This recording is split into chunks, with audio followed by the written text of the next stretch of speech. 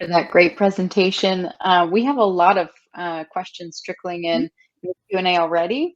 And so I do want to plug an additional session we're going to be having with the Ovid team for our family and Q&A community on September 20th, 5 p.m.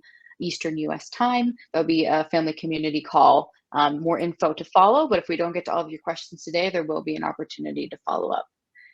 Looks like we have both Noélle and Pat here, so we can dive into the questions. I want to talk about this handle approach a little bit more. This is a really unique approach that gives us the opportunity to serve the canned community as a whole, or as more clustered whole, as opposed to treating individuals.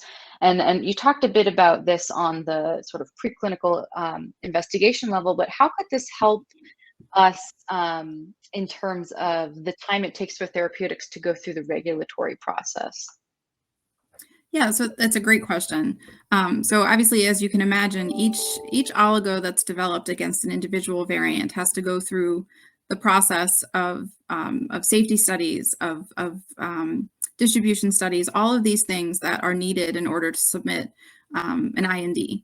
And so if we're able to do that for each individual variant, there's time associated with that. If we're able to find this handle approach, and that handle will allow us to develop that same oligo, that same candidate that has to go through all of these safety studies and necessary work, that allows us to develop one drug and be able to maybe tackle, the statistics of it are a little difficult, but be able to tackle, maybe 3, 4, or 5 different mutations with one drug.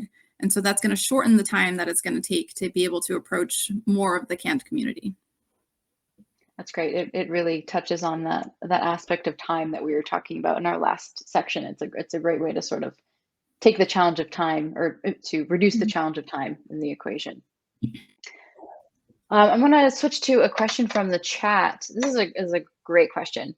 Is it possible to knock down the mutant copy of KIF1A and then overexpress the healthy copy of KIF1A? So take away the mutated and add more of the non-mutated. Yeah, so I'll chime in with my opinion on that, and then Pat, if you want to add anything else. Technically, with some of the technologies that are out there now in the field, that is a possibility. There are separate systems, separate biological systems that would need to go into doing each of those things. So the RNAi approach or the ASO approach to knock down the mutant copy is one biological technology. There are other approaches that are out there, CRISPR technologies that are able to act expression, small molecule approaches that can increase there are ways to do that.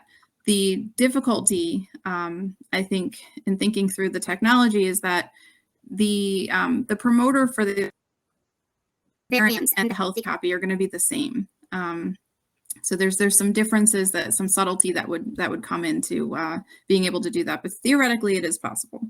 Pat, did you want to add anything there? Yeah, I think it's a complex question, right? So I think we're approaching knocking down the mutant form first.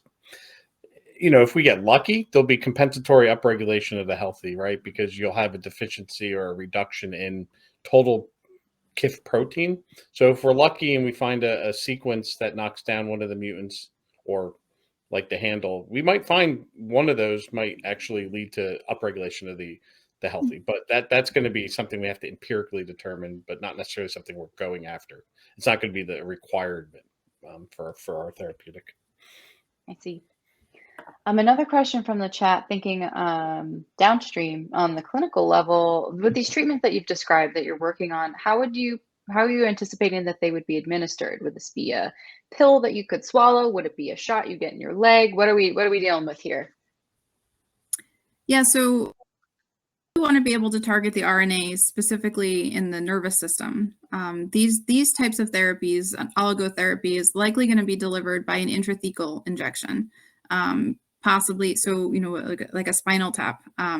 These are the delivery method that's being used for ASO drugs for a few different other neurological conditions that are in clinical trial right now, and we believe that it's likely going to be the delivery method.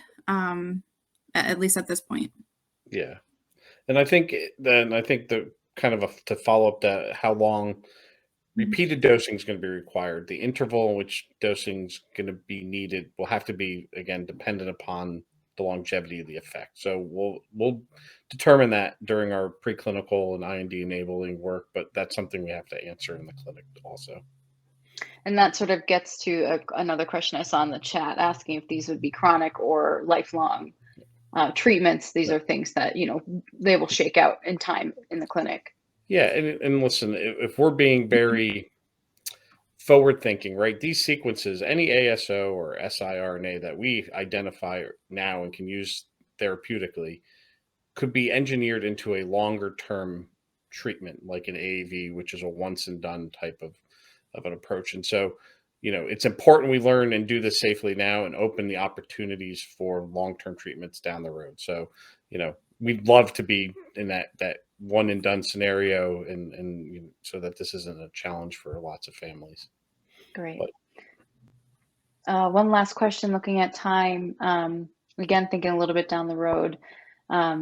Once a treatment is developed, are there a certain handful or bucket of symptoms that you hope to see improved as a result of these specific treatments? Go ahead, Pat. Okay. So I think it's important to point out that with a genetic therapy, as we're discussing here, we're targeting sort of the root cause of the syndrome, right? We're targeting the defective protein at the RNA level. It's important to understand that being able to intervene in the condition as early as we can will allow us to expect the biggest, changing of the trajectory of the disease. So I think the earlier the identification of the syndrome and the earlier you can intervene with a candidate drug, the more you can expect to really change the disease pathology, the trajectory. Pat, did you want to comment on that?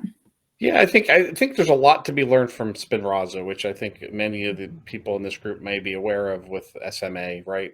Initially, it was rolled out for very young populations. It's now being broadened to older populations. And so I think I agree with Noélle. We're going to probably start in a young population where we have the most chances to change trajectory. And again, what Wendy's doing and what the clinical teams are doing to define the endpoints will dictate where we study and we look at. So in a clinical trial, we're not going to just look at one thing. We're going to try to look at as many things as possible and see where we have the most significant effect. Fantastic. Unfortunately, all we have time for today, but however, if your question was not answered, I do want to again plug the Ovid Family Community Call that will be happening on September 24th from 4 to 5 p.m. Eastern US time. There'll be more information to follow. Thank you very much to Dr. Germain and Dr. Sarmiere and all of the Ovid team and the Columbia team working collaboratively for your hard work and dedication to our community through the work being done at Ovid Therapeutics. And as we wrap, thank you.